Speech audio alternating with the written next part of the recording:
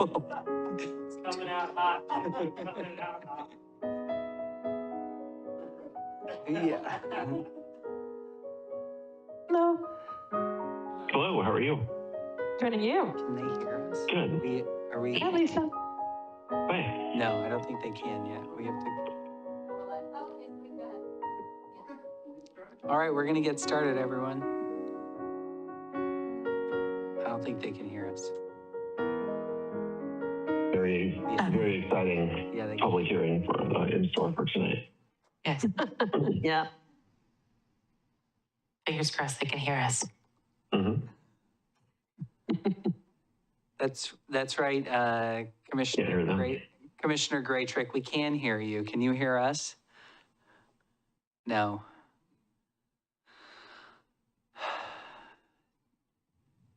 Let's do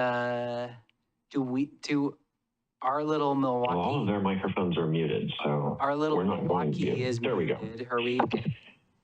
Can you all hear us? Yes. Oh, Yes. fantastic. Lovely. Good. I started this off by saying, Commissioner Graytrick, things are working great. Can you hear us? And then we ended up in this silence, but here we are. Well, good evening, everyone. I'd like to call the meeting to order and welcome you to the regular meeting of the Milwaukie Planning Commission. Agendas and additional copies of staff reports are available on the city website at www.milwaukieoregon.gov. You can locate them by navigating to the community calendar where tonight's meeting page is posted. If you haven't reviewed the agenda, please do so. It contains important information about our process. Our first order of business is the Native Lands Acknowledgement. The city of Milwaukie respectfully acknowledges that our community is located on the ancestral homelands of the Clackamas people. In 1855, the members of the Clackamas signed the Willamette Valley Treaty, also known as the Kalapuya Treaty, with the federal government in good faith. We offer our respect and our gratitude to the indigenous people of this land. Our next order is our meeting minutes.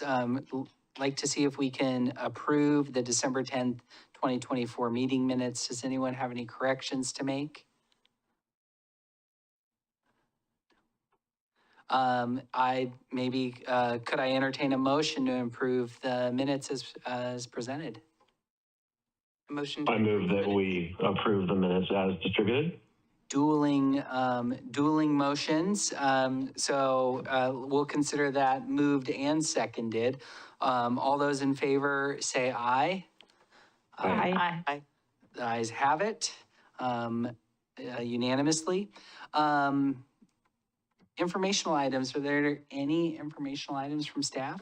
Yeah, sure. I just wanted to remind everybody that we have got a couple of seats that are open on the Planning Commission and that we are looking for some great new planning commissioners to join this great team here. The applications are open until Monday. We may extend that if we don't get a lot of applications, so that can stay open. I would just also, there is an announcement about it on the city's website. So if you go to the Planning Commission page on the website, you can learn more details about what's involved with being on the Planning Commission. If you're listening to this Planning Commission meeting, then you already know what's involved. So good for you for being here and listening.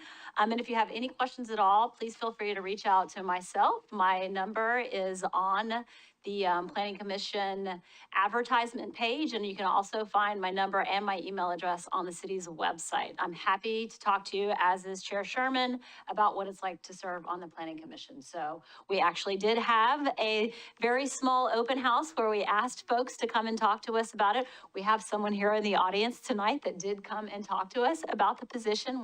Thank you for doing that.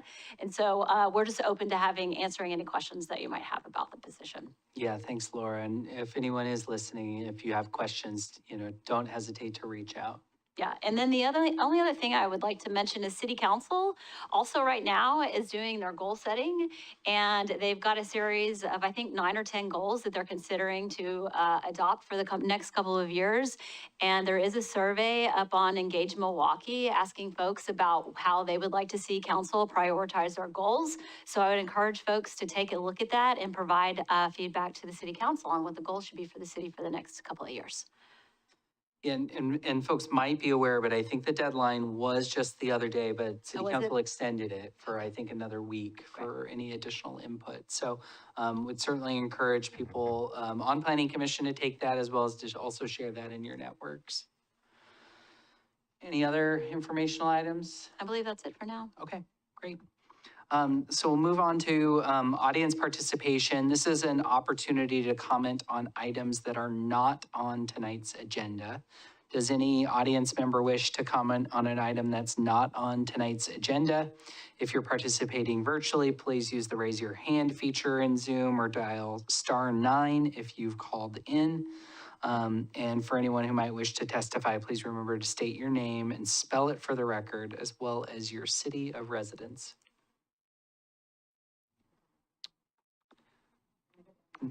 No, that's, Sorry, I don't see any hands raised Great. online. no hands raised, no one in the room. Well, we could move on to our hearing item of the evening. This agenda item is a Type 5 application to amend the existing flood hazard regulations in Milwaukie Municipal Code, Title 18, to establish standards for no net loss of key floodplain functions. The public hearing on this Type 5 application for legislative amendments is called to order. The purpose of this hearing is for the Commission's consideration of application number ZA-2044-003. If anyone is here to testify, please remember to confine your remarks to the application and the relevant criteria and avoid repetition and information that's not relevant. I might mute you if disruptions were to occur. The Planning Commission will make a recommendation to Milwaukie City Council regarding whether the proposal conforms with all of the city's applicable criteria. I'd like to ask staff to cite the zoning ordinance section or sections where the criteria can be found. Yeah, thank you. The applicable sections are from Milwaukie Municipal Code, Section 19.902, amendments to maps and ordinances, and Chapter 19.1008, Type 5 review. Great. Well, before we begin, does any member of the Planning Commission wish to abstain from this hearing? Hearing none. Any member of the Planning Commission wish to declare an actual or a potential conflict of interest? None. We don't get to ask the question about visiting the site because, you know, that's maybe a little bit different. But Brett, can we open up with the staff report? Yes, do that. Give me just a moment to get a couple things going here.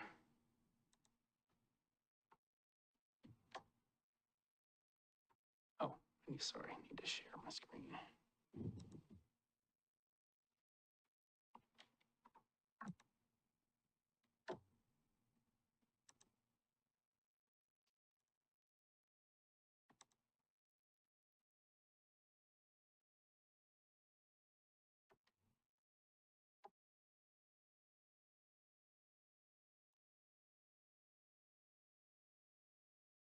Okay, I'm hoping that folks can see the slide presentation on the view. If not, let me know and we'll try to troubleshoot somehow. But good evening, Chair Sherman, Planning Commissioners, both present here and virtually. I'm Brett Kelver, Senior Planner with the City of Milwaukie. I've been working on this code amendment project related to our flood hazard ordinances. We're discussing this Title 18 instead of amendments to the zoning code itself. That's kind of the more common area that we're in, so this is a little bit different. And as the chair mentioned, you are being asked for a recommendation to City Council.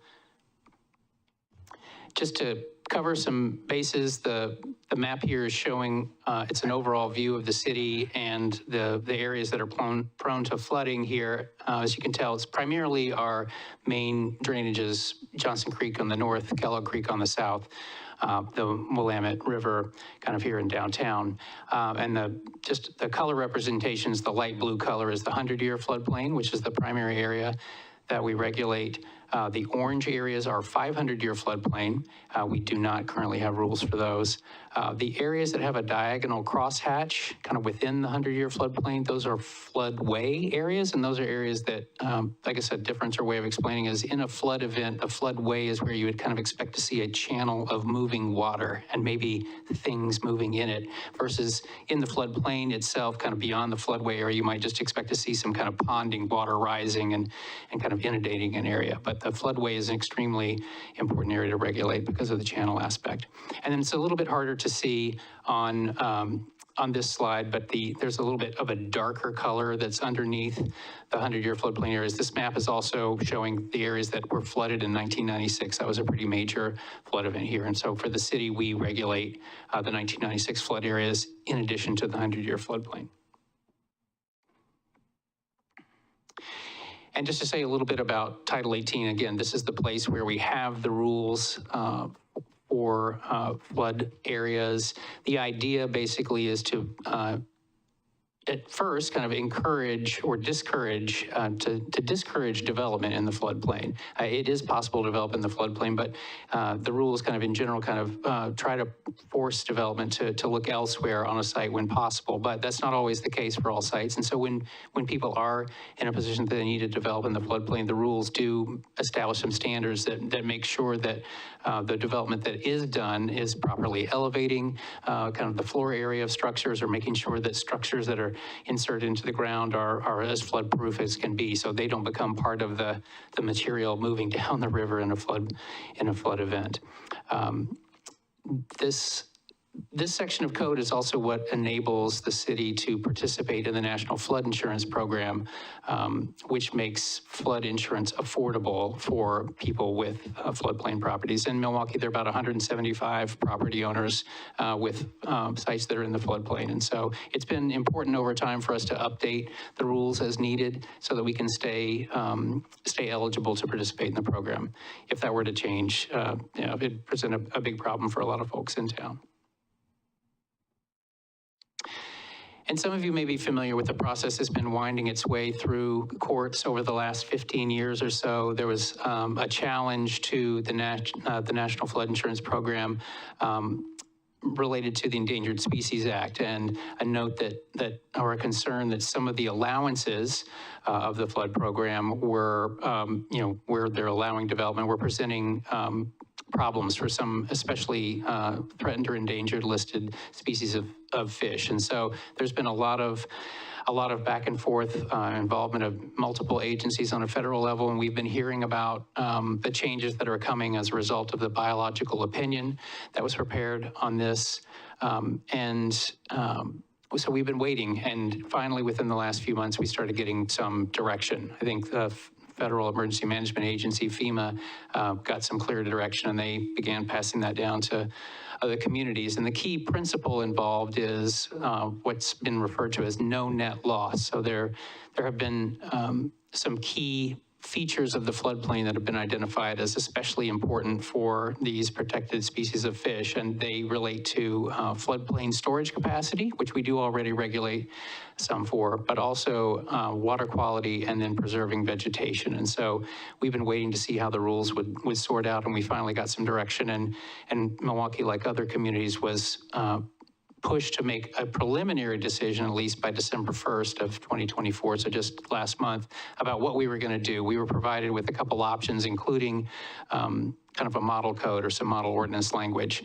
We sought some direction from the city council, and they agreed with our recommendation to pursue that path. And so that's what we've been doing. We've been working on this for the last couple of months, and we're trying to move this as quickly forward as we can so that we can maintain the city's eligibility for the flood insurance program. And I guess just to clarify too, the process at the federal level isn't final. They're still working out. I think there's a larger environmental impact statement, and there's some other things that are still to be resolved. And so it's likely we will have to come back to this and maybe make some additional adjustments. But the direction we've been given so far is that the materials we have are seem to be fairly comprehensive. We aren't expecting there'll be a lot of radical changes when the final environmental impact statement is issued, and this is going to be the direction that we're going. So I think we've felt pretty good about moving forward with this.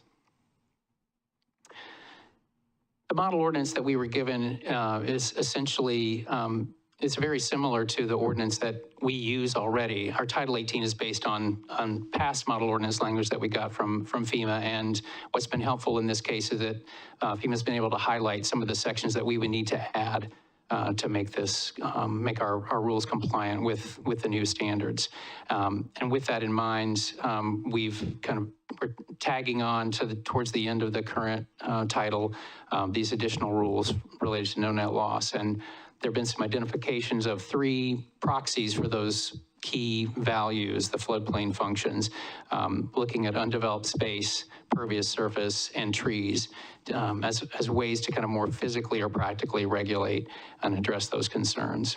And like with the current rules and with a lot of our regulations, the intent, there's kind of multifaceted. The idea is, again, usually to kind of encourage people to avoid impacting, in this case, floodplain areas. When they do have to impact them, the rules kind of encourage folks to make their impacts as minimal as possible. And then when that's not possible, the rules establish some fairly clear mitigation options for folks.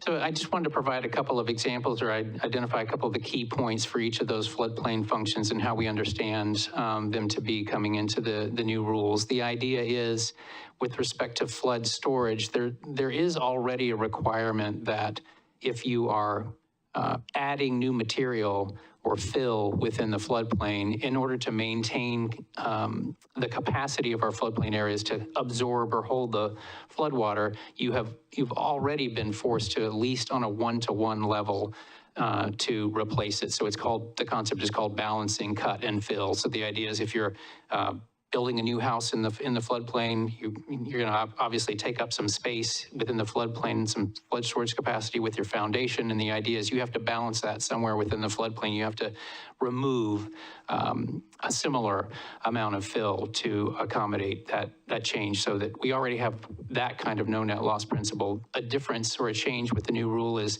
I think, in recognition of the importance of flood storage capacity for these fish species, the kind of the mitigation factors actually being bumped up to 2-to-1 instead of just 1-to-1. And there also has to be some consideration of that new space to ensure that it is actually going to be realistically accessible to fish. At the same time, the new rules are going to address impervious surface on a 1-to-1 level. If you're, for example, putting in a new driveway within the floodplain, you need to, again, kind of provide an equal amount of impervious surface if you're not able to make that driveway pervious to begin with.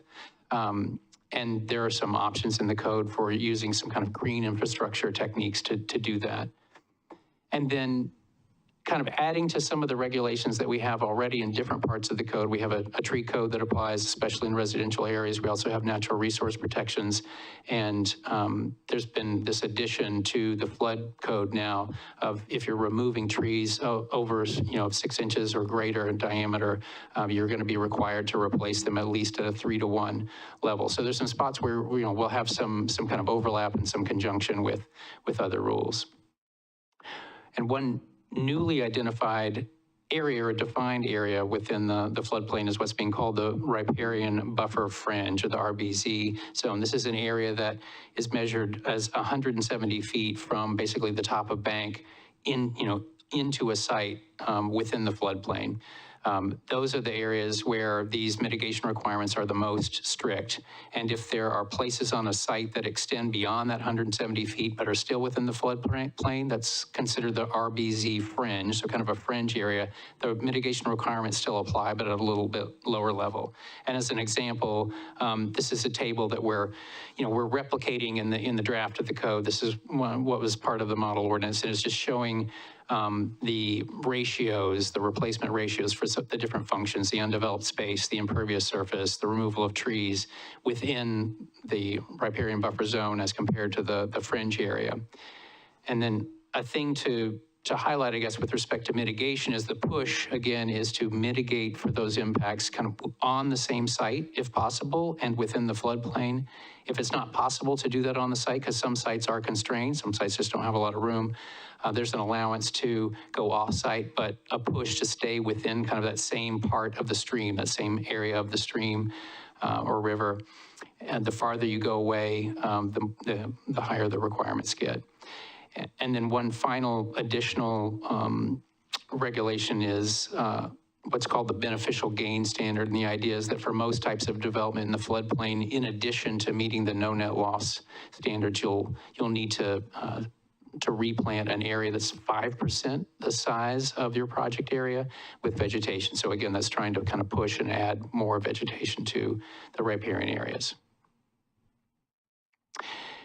So those are the basics of the proposed amendments, and as amendments, I just wanted to list for you the criteria that you and the City Council are asked to continue. And I do want to apologize for not including the draft findings and the draft ordinance in the original packet, but I did provide those earlier today, and I have copies of them here for folks, and hopefully those online were able to access them in the packet. But essentially what's involved with the findings is identifying some of the parts of our comprehensive plan that are relevant to these, and also to Metro's functional plan and the state goals. And the findings outline those connections. There are goals and policies related to both flood protection and natural resource and water quality enhancement. So that's the basis of the findings. And then, as always, kind of presenting your decision-making options. The staff recommendation is that you recommend approval of the amendments to City Council, but if, as part of your discussion, if you decide you think some adjustments are needed, we would consider those. There's also an option to continue the hearing as a legislative process. There's not the same kind of land use clock pushing for a decision. There is a more practical clock ticking, and that is the expectation from FEMA that we adopt these as quickly as possible. But with those things in mind, I guess I want to ask if anyone has any questions as we kind of aim to move. If we are able to get a recommendation tonight, we'd be looking to get to the City Council on February 4th for adoption of the amendments. So with that, I'll ask if anyone has questions. So thanks so much, Brett. Yeah, I actually have a clarifying question, if you wouldn't mind. Back just a few slides to the RBZ fringe there. Oh, forward. This one, the beneficial gain standard. I was just kind of curious on the RBZ fringe. Does that extend into downtown Milwaukee? I'm just thinking about the Willamette River. And I'm curious if the beneficial gain would then kind of apply into development in downtown Milwaukee, and whatever percent of a project area would be plantable, I guess. Yeah, good question. Let me clarify a couple things. So both the RBZ and the RBZ fringe only apply within the floodplain. So what's determined to be kind of mapped within the 100-year floodplain area. And so if your site doesn't have 170 feet horizontally of floodplain, the RBZ kind of stops wherever the floodplain ends. So I'd have to take a closer look at our flood maps of downtown to see. I don't know that much would extend into downtown. However, let's say that it does. I think in a situation like that where there's obviously constraint with respect to what you noted, being, having space to be able to kind of replant or balance, cut and fill, I think then a downtown developer would be looking at some nearby off-site areas to do that. Maybe there's some other sites within downtown that could be viewed as being kind of within the same hydrologic area that could be candidates to help. And I think that means that one thing that probably will come into play with this, whether downtown or at other parts of the city on the other creeks, is there may be some good opportunities for property owners and applicants to coordinate with the watershed councils, who are always kind of looking and working to try to find places to do enhancement, restoration, plantings. And so that may be a way to kind of channel some of that energy if someone has a really constrained site that might be able to partner with the watershed council to do some of the offsite mitigation. Great. And so just to refresh, because I think I'm totally understanding you now, the RBZ doesn't extend beyond the mapped extent of the special flood hazard area. It's, right. Yeah. And I think that RBZ with the 170-foot measurement is intended to be, again, the primary area of concern. Yeah. And you only get into the RBZ fringe if you're still within floodplain yeah. on a site, but now you're beyond 170 feet. Okay, thanks. That's super helpful. I really appreciate it. I guess maybe just a follow-up question about these proposed regulations. How do they impact development that's already underway and permitted? I'm thinking specifically about like Coho Point, for example. You know, is a property like that, which I do believe falls within the special flood hazard area. You know, are they kind of, do these apply to them, even though I believe we've already permitted them in the past? So could you just help me kind of understand what it means for things that might be in the pipeline? Yeah, good question. I think that that speaks a little bit to the applicability in general of our flood rules. A little bit differently than Title 19, the zoning code, like you're saying, when people or projects need land use approval, we're subjecting them to review of the standards that are in place at that time. And they get their land use entitlements at that time, and they're kind of locked in for as long as they remain valid. Title 18 is applied more in conjunction with actual building permit submittal. So on the one hand, it means that not every project at that stage is not coming back for a land use review. They're handling more in almost like a building code kind of way. So a project like Coho Point has received its land use entitlements, but so far has not submitted any permits for the actual construction. So assuming that the new rules come into play, I think what we would do is we would need to apply these new flood rules to that project. At the time of building, at the time that building they're permit issuance. Right. And so it might be a candidate for some offsite mitigation to meet some of those standards. Great. Yeah. Thanks. Those I think are kind of my questions. I don't know if any commissioners online or in the room have clarification questions for staff. Sure, I'll just ask a couple questions of Brett. Thanks, Brett, for all of this and all of your effort putting this together on such relatively short notice from FEMA on this. The first question I have is, although the city's participation in the National Flood Insurance Program is voluntary, it would be really would it not present a disadvantage to our property owners in the floodplain who already purchased flood insurance through the National Flood Insurance Program if we were to not adopt these standards and instead just withdraw from the program? I'm not sure that I know enough about how the flood insurance program knows to work with respect to someone who's purchased or paid for flood insurance. I don't know if the city attorney has some thoughts about that, but yeah, it might have to do with how whatever the language of your policy is. And then if the city were to fall out of the program, I don't know exactly how it works, if all those policies would be canceled or just not renewed at the next opportunity. I'm not sure. Yeah, I'm not intimately familiar with the FEMA program. However, I am familiar with council direction to not drop out of the program. Okay, yeah, thanks for that, Justin. And then effectively the revisions to, or the standards here that you've provided, we more or less have to adopt these as is to continue to qualify to be in the program. Is that correct? Yeah, that is my understanding. I think we have made some small adjustments to try to improve them and make them a little more functional, but not veering away from the principles. So for example, we've integrated the no loss principles and have just tried to add language to help make it clear for applicants and staff as much as we can so far how these will work. But yes, I think whatever we adopt, I imagine will be reviewed by FEMA, and the more it deviates from the model ordinance, I would expect the more questions they might have. I think we're deviating in a direction that's no less protective and actually kind of more functional. So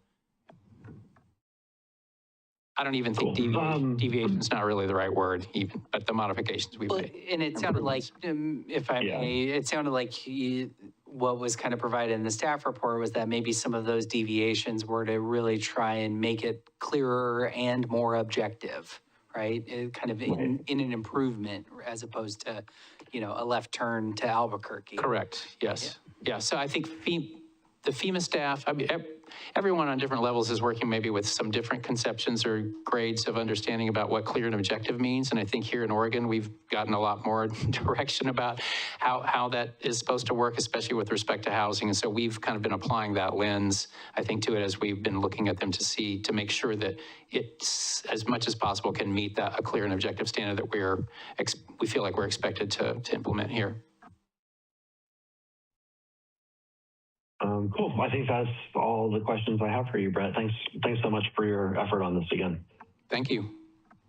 Thanks, Vice Chair Edge. Any other clarifying questions from Planning Commission for staff? It's a very clear presentation. Thank you very much. Wonderful. Well, if there's nothing else, Brett or Laura, have we received any correspondence on this matter? We have not. Great. Do we have anyone who wishes to testify on the application? If so, online, please use the raise your hand feature or dial *9 if you're calling in, and if you're in the room, as well as anyone online, if you could please state your name and your city of residence for the record.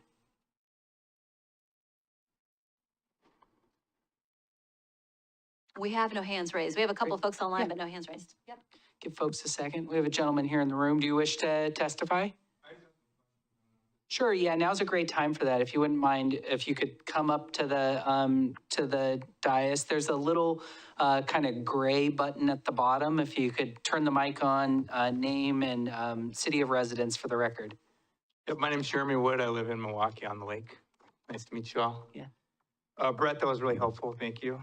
I just had a couple of quick questions. I think the first one, I looked at the GIS maps and I couldn't tell the property that we have right across from Decibel where the floodplain comes up to. So I couldn't zoom in and figure out exactly where the floodplain. I know it's on the property. I don't think it's as high as the house. And then on the maps, I couldn't tell if the 96 flood was higher than the 100-year flood or if it was lower. I'd be happy maybe after the meeting to look at the floodplain maps with you and kind of sort some of that out as best we can. Awesome. And then the final question I have is the RBZ stuff I didn't really see and understand in the documentation. It makes sense. As to Jacob's question, let's say half the property is within the floodplain. Does the 178 feet go beyond the floodplain? That's what I was trying to understand. Yeah. I think the answer is no. Right, correct. Floodplain ends, RBZ disappears. Right, so if the floodplain ends 100 feet into the property, that's it, because the flood rules are really just applying within the regulatory floodplain and not they don't go on and on beyond that. Perfect. All right. That's what I needed. Thank you. Yeah, and was it Brett? My name's Jeremy. Jeremy, sorry. You're Brett. What am I doing? If you wanted to look, the most accurate place is FEMA's Map Service Center. Okay. So if you Google, or not even Google, if MSC, Map Service Center, .fema.gov, and you can just literally, I just did it. You can type in Milwaukie, Oregon, and it pulls up the most up-to-date, it pulls up the official map. Okay. So the official FEMA maps, which you might, on Googling on the city's website, find an old map or something, but this is the most up-to-date map, and you're able to drill down as far as it'll let you click to maybe try and answer those questions. But of course, Brett can also help you out with that too. Perfect. I appreciate it. Thank you.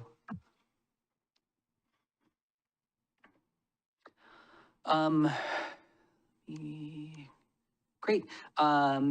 Do planning commissioners have any questions for any speakers? Okay. Staff response, I think Brett, you responded to Jeremy. And any other additional questions from Planning Commission regarding any testimony that we've received?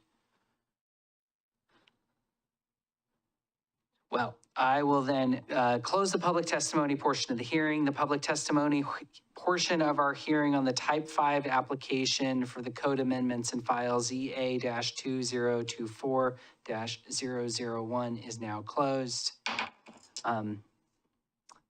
And is Planning Commission ready for discussion? Great. Yes. Vice Chair Edge, as the Vice Chair, would you lead us off on discussion? Absolutely. Thank you, Chair. And once again, thank you, Brett, for your effort on this. And, you know, it can feel like, you know, this kind of came about very quickly and, you know, we were really forced to jump for FEMA, you know, on a kind of a short timeline, you know, to, well, we're still in the process of jumping for FEMA on a relatively short timeline. But ultimately, while this did come about last summer as a requirement to kind of pick a direction by December 1st and then move forward with it as promptly as, you know, state law allows, this has been a long time coming, and the reason that we even have the pre-implementation compliance measures, which is what we're addressing here, for the you know, the FEMA rules, the NFIP rules, the National Flood Insurance Program rules that are you know, currently in NEPA review, which is the National Environmental Protection Act, I think, NEPA review. Anyway. You know, this all came about from, you know, a lawsuit that was settled back in, you know, 2009 or 2010. And, you know, there's been a lot of effort, you know, working up to this point. I mean, the biological opinion, granted, didn't come out until 2015.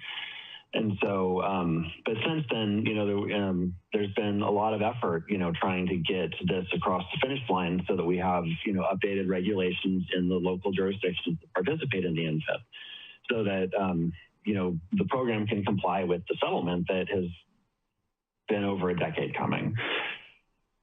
So really the necessity of the TICM is because the NEPA process is dragging out, you know, and it's been dragging out to get to it, and the NEPA process itself is very lengthy, and it's really been a very long time. So it's great to see that we're, you know, moving forward with this, that we put, you know, really a good faith effort into adopting rules that are likely really close to what will come out of the final process.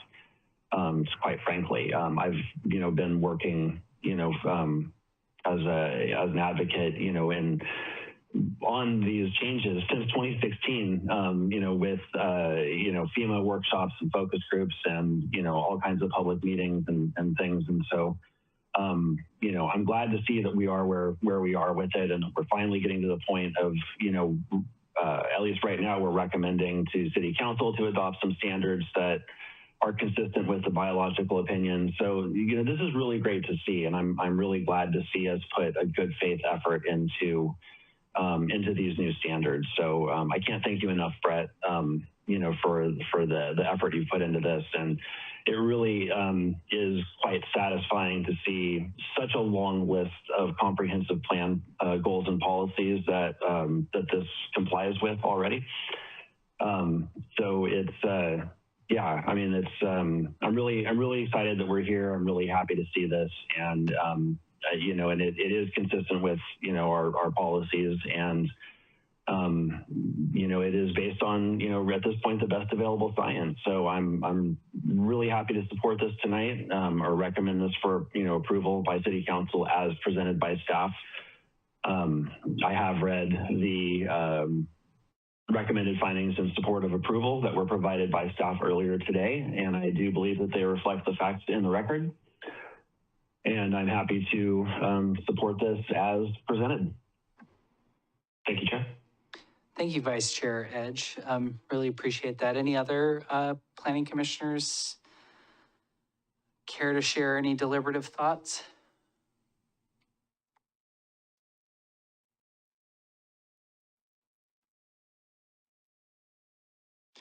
I think also maybe echo what Vice Chair Edge was saying, and thanks Brett for getting us the findings and updated ordinance and those kinds of things. And I think as you're, have an opportunity to review this document, I think it's very clear this is, very consistent with our, existing kind of ordinances and goals.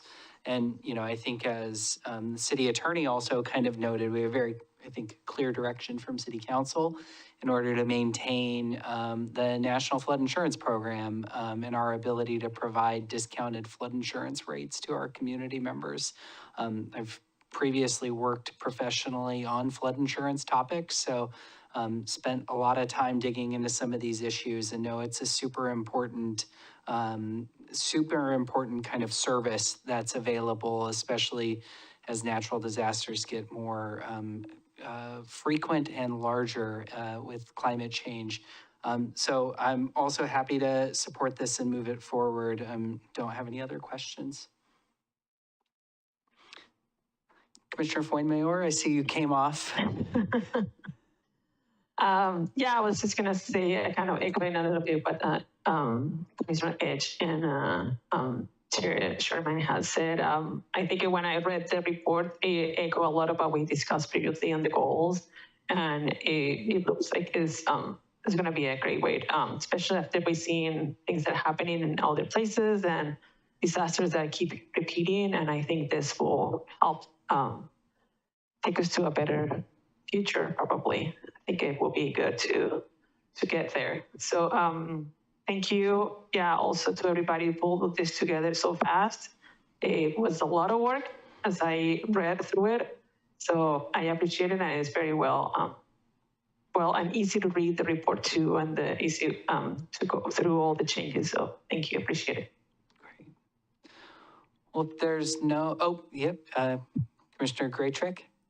Yeah, just real quick there. Yeah, I would also echo that I think that the lack of questions that I have is just a reflection on how well presented the information is. It's all very clear why it needs to happen, the history behind it. I'm very familiar with how lengthy NEPA processes can be. So to see something happen quickly is really, really nice. And I appreciate the thoughtfulness. I think this sounds like it's conservative enough to protect property whilst also providing opportunities for development that, there needs to be an avenue. And I think it provides an avenue while also protecting, important resources. So I also feel very comfortable moving forward with this.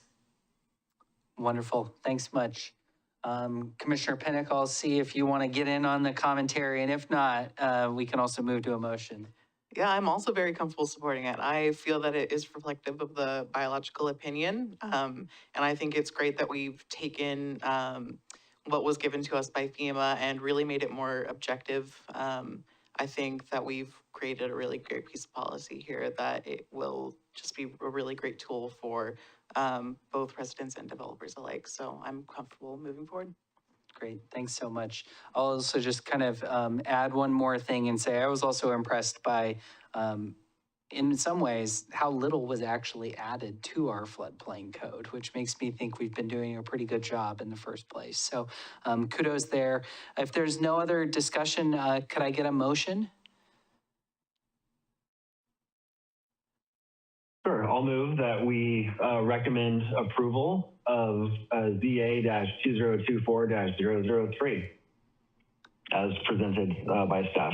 And I'll just clarify that's -001 for the record. Oh. It's 3? Oh, well, apparently I've got a factual misstep here in my script. 003. I see that. I stand corrected, thank you. So it's been... yeah, the motion is correct. The motion's correct. It's been moved, is it seconded? Second. It's been seconded. All those in favor say aye. Aye. Aye. Aye. The ayes have it unanimously. The decision is a recommendation to Milwaukie City Council, which will make a final decision after a public hearing. Please see planning staff for details concerning the city council hearing date and process. Great. We'll now shift gears and convene as the city's Community Involvement Advisory Committee. Laura, do you have any updates from staff? I don't at this time. Just to say that we keep pushing out the day to have our training, and Yeah. that's so we can talk about the CIAC. But right now, we've got that tentatively scheduled for March 11th, pending that we get new planning commissioners in-house and appointed by city council. Wonderful. Do any CIAC members have anything to report? And does anyone in the audience wish to speak with the Planning Commission in our role as the Community Involvement Advisory Committee? If you're online, you can use the raise your hand feature in Zoom, or you can dial *9 if you wish to make a comment. Hearing none? Okay. Want to move then to Planning Department, Planning Commission, other business updates. I actually have 2 items that I kind of wanted to talk about, but just wasn't sure, Laura, if there's anything else on the kind of Planning Department business update side. No, the only thing that we'll need to talk about is the forecaster. Okay, great. Well, I wanted to kind of maybe start a conversation based on the joint meeting that we had with City Council back in December, which feels so long ago now. I think part of the discussion that we heard, Mayor Beatty actually kind of raised some questions and encouraged us to talk as a commission about our meetings, and if anyone has any kind of questions or concerns about cadence of meetings or length of meetings, I want to just kind of have a space for us to surface any of those things, maybe to kind of start. So that's kind of the first thing. And then the second thing, as we're getting ready to recruit, a few new planning commissioners, wanted to just have a conversation about our expectations for how we're kind of showing up to some of these meetings, in particular our land use hearings. But maybe I can start and see if anyone, I don't know if anyone has anything that they care to share around meeting length or frequency.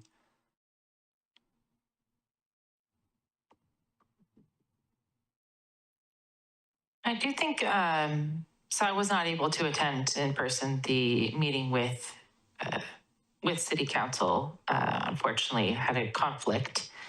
However, on that specific subject, I do have some thoughts. I think, from my personal opinion and my personal, activities that I have going on in my life, it's difficult to attend meetings that go beyond what I would consider to be, a reasonable length of time, or into hours of the evening that are beyond, hours that I usually get productive work done.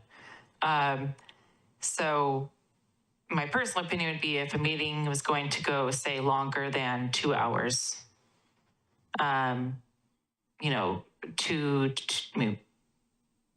that's probably a good standard length for a meeting. That would be good to see.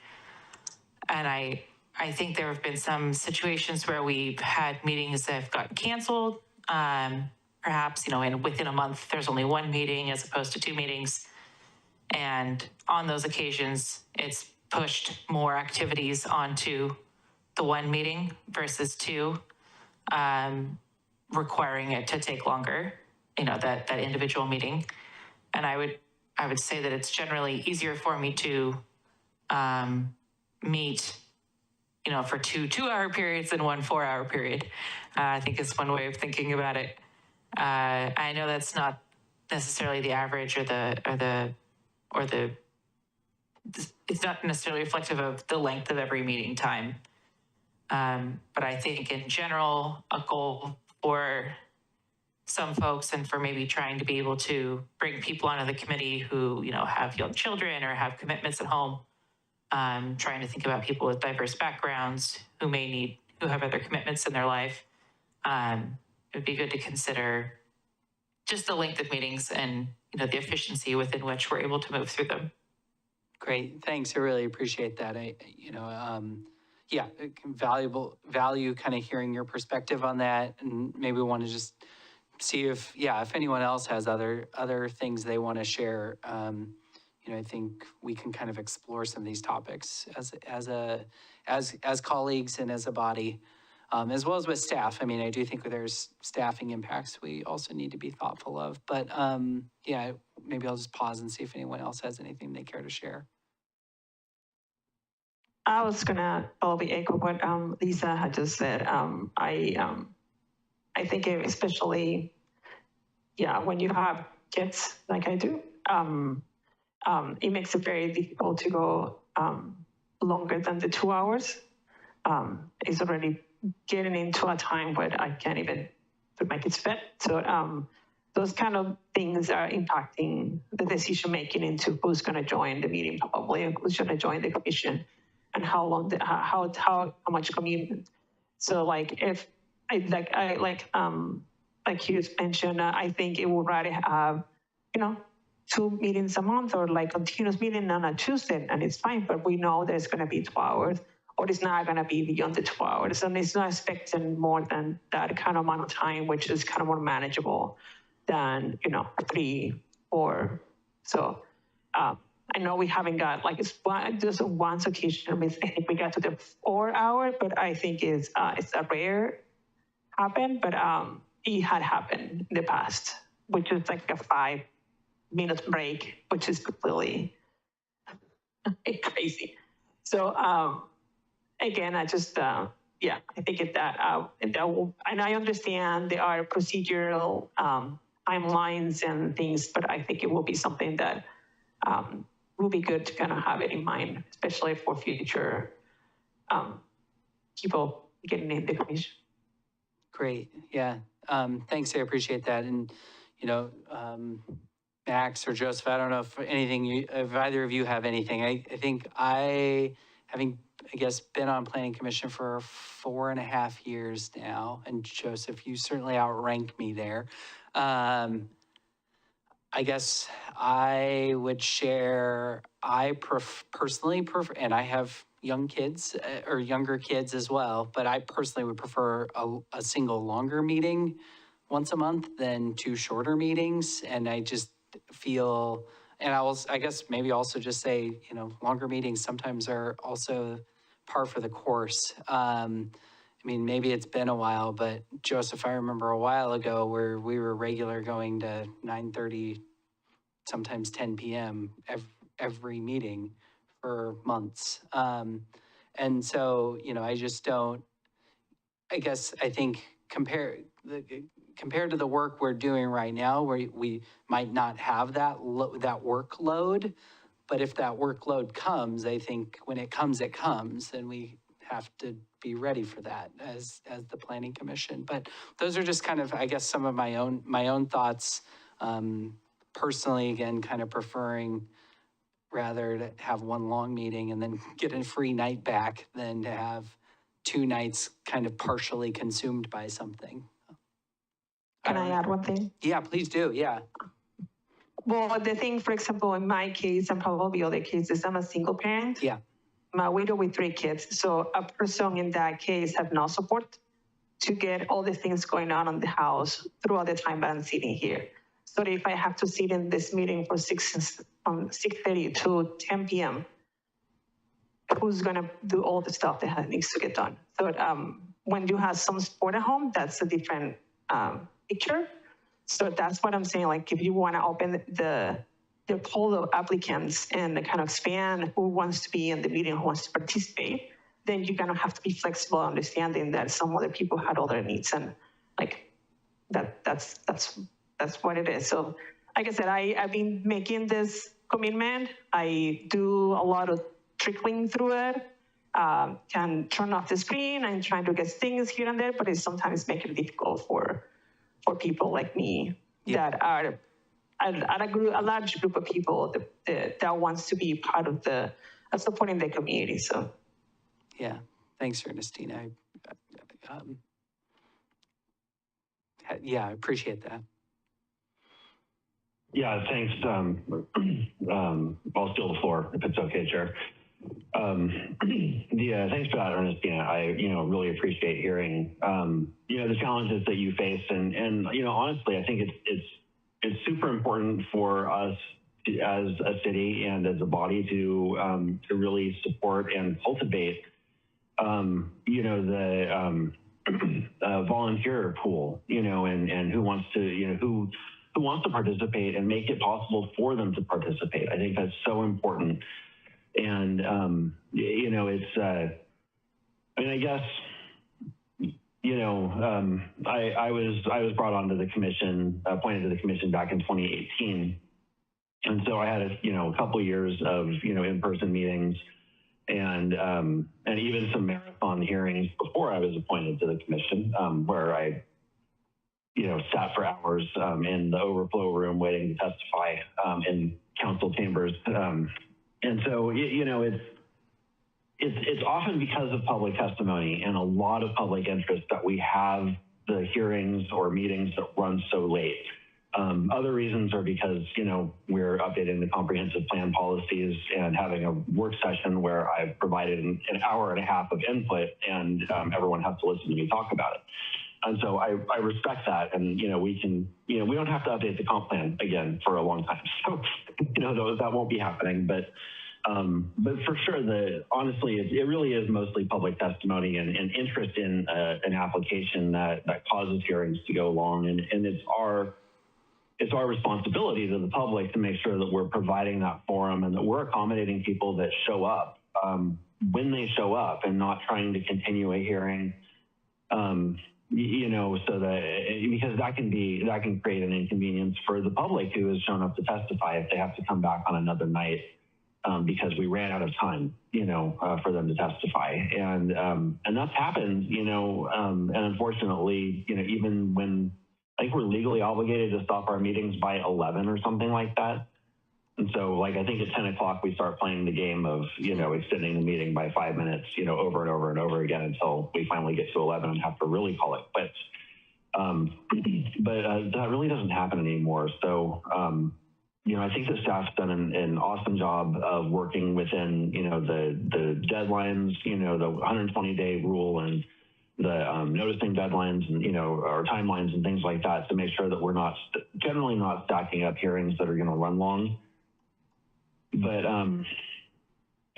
sometimes it just is what it is. And so I'd like to make sure that we're working to figure this out and to be accommodating of, the volunteers, who need to, live their lives, but also are really interested in, and really it's a constrained pool of people that are even interested in being volunteers. And so it's really great to welcome, you aboard, even if, you're not able to perhaps participate in the traditional way, or you need, some accommodation so that you can participate and, still, do what you need to do at home. I mean, it's really important for us to figure out this balance.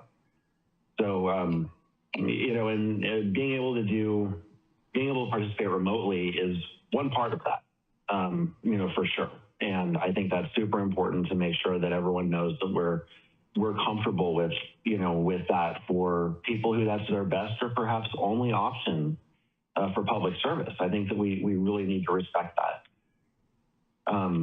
And so, I think, I'm not sure what the right balance is or what the right approach is, for recruiting or messaging in our recruiting. But I do want to, put in a good effort of, working with, my other commissioners to figure out what is right for everyone and what is right for us as a body, to support all of our commissioners, and to make sure that everybody, is really feeling comfortable with their obligations and is able to serve. So I'll shut up for now. I might have more to say in a couple of minutes, but again, Ernestina, I really appreciate you piping in with, your thoughts there.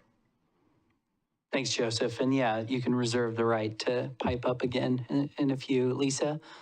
I just want to add one thing. I think a difficulty for folks is being able to plan. So I think right now, personally, I'm an imperfect example of this. I was under the impression, based on the outline for today, that this would be a fairly short meeting. I am a nursing mother. I have exactly enough milk lined up for tomorrow for him to go to daycare, and he has been waiting for about the past 15 minutes to be fed. I was happy to push it out to 7:30. I planned everything perfectly to assume I'd probably, be done by a certain time. So if I can't, when I'm under the impression something's going to be a certain length and it's not that length, it's really hard to adjust. Like to be completely frank, I feel a little bit like this conversation, I was not prepared to have it right now, and wasn't expecting it. So that has kind of put me off a little bit from being fully prepared to discuss it.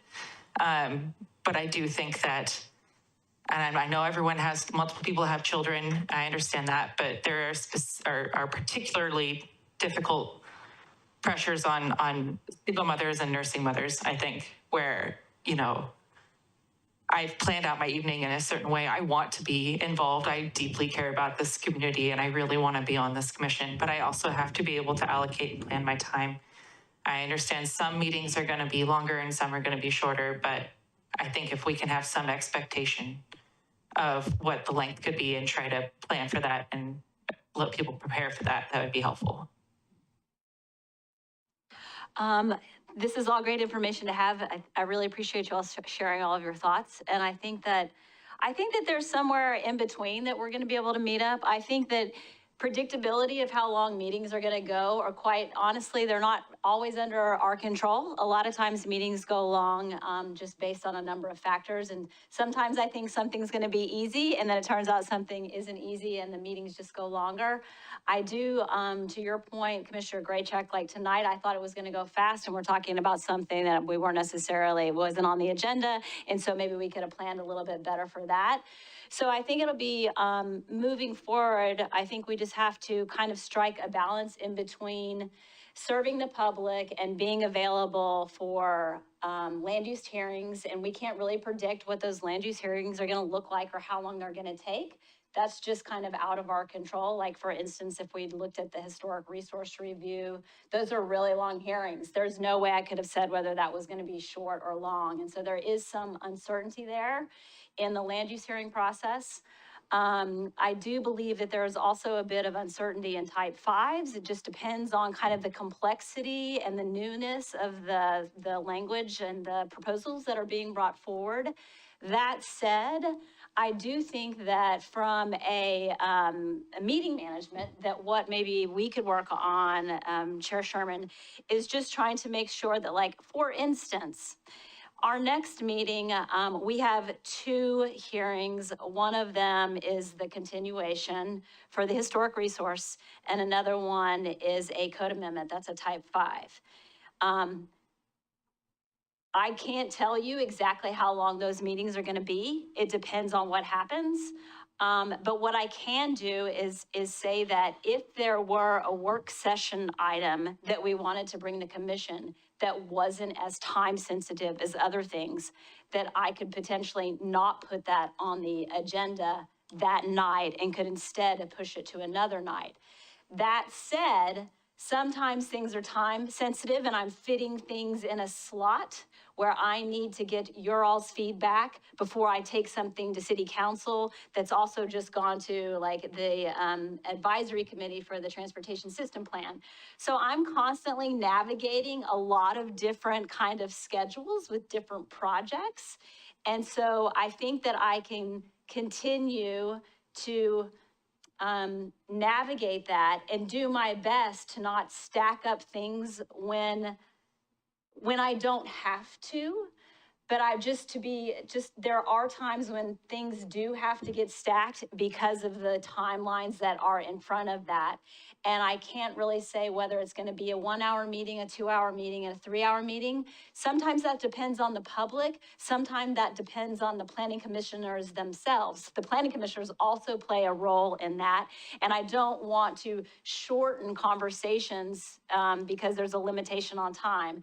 So I hear what you all are saying, and I hope that you also can kind of understand that what I'm trying to navigate too. So what I'm trying to navigate with deadlines. And so potentially, maybe we don't have to solve this tonight because as you said, Commissioner Graytech, you were not planning on having this conversation. So maybe what we could do is I can kind of go back and maybe we can continue to think about this and develop some new ways to approach it while also understanding that we have our own limitations with schedules and deadlines too. Yeah, I was gonna say that I appreciate it and I understand it. I served in the Landmass Commission for years, so I know what all the planning back and forth and deadlines, meeting, all that it entails. So I appreciate it, and I know, like you said, it may be like when we have something that doesn't need to be on that date, it could be the following week. I'm pretty much happier to have a meeting that is 1 week and then the following week too. And I prefer to have that, and then there are 2 shorter meetings rather than stack them all into one full night. Just to say that and I think of most people that will have kids or have all the family commitment, not necessarily kids, but older adults, a lot of things they have to take care of, so that they can be free after 8:30 or 9 p.m. So they don't have to be all the way down to 10 p.m. So anyway, just that's kind of a big picture, and I know that we all want to go, but.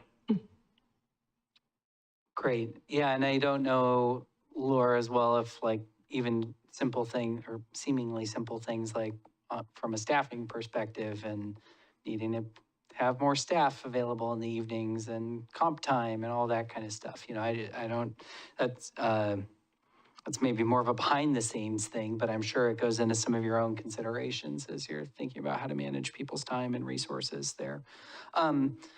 Okay, well, the second thing I wanted to talk about, and Commissioner Graytrick, I recognize we should probably just wrap, and I think what I can do is send this out as an email with a do not reply all to it to tee it up, and we can take it up at our next meeting, which will probably be a longer one, I think. I mean, we spent about half an hour on this topic already, I would imagine, I think I would, I think it would be great for us to also have a conversation, I think, about expectations to set with our new planning commissioners about when are we trying to show up in person, when are we, being remote.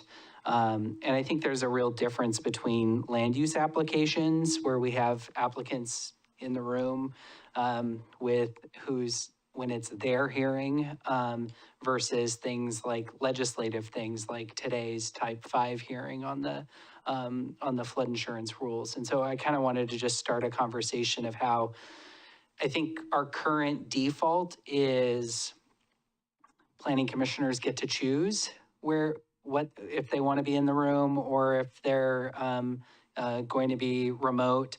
And I think I would love to have a conversation about shifting that expectation for land use hearings specifically, the default expectation being in the room unless you have extenuating circumstances that are coming up. And, those extenuating circumstances could be talked about with Laura.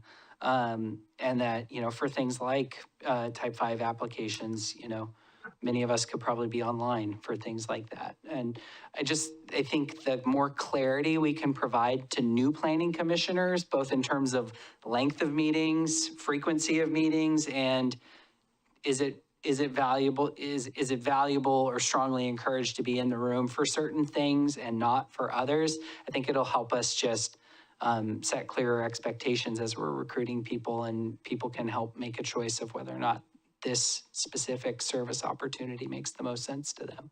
So I can fire that off as an email. We can talk about it more on the 28th, and we can get this meeting wrapped up. and maybe we could just talk quickly about future forecasts.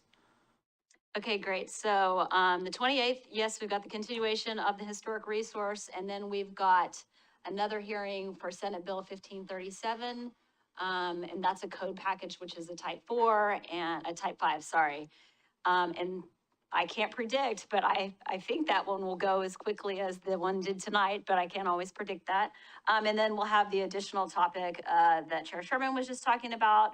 Then right now, we don't have anything scheduled for February 11th. And then February 25th, we may be coming back with an update on the Natural Resources Code from Brett, but that's tentative. But what I would like to do definitely on February 25th is come back with an update on the TSP and where we are, because it's been a while since I've brought that to you. And that's a really good moment in time for me all to come to you with where we are with the TSP and get your feedback. That's what I've got for now. I'm sorry, Laura, just to clarify, the February 11th is nothing and February 25th will be the TSP update? That is correct. It says something different on the agenda, but we shifted the date. Okay, thank you. Yeah. Wonderful. Well, if there's nothing else, I'd entertain a motion to adjourn. I move we adjourn. It's been moved, seconded. I'll second, or someone else can second. All in favor? Aye. Aye. Have a great evening, everyone. Thanks for your time. Really appreciate it. Thank you. And the Thank you. discussion. Have a good night. Thank you. Good night.